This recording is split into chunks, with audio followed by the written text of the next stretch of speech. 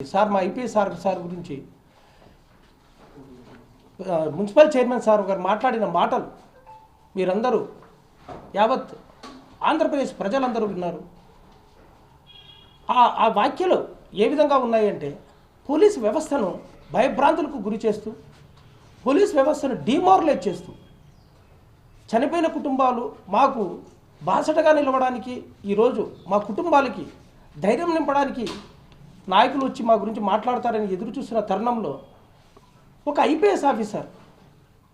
అనంతపురం జిల్లాకి యూపీఎస్సీ ద్వారా ఎన్నిక కాబడి రాష్ట్ర ముఖ్యమంత్రి వర్యులు డీజీపీ గారి ఆదేశాల మేరకు తాడిపత్రిలో పనిచేసి తాడిపత్రి ప్రజలకు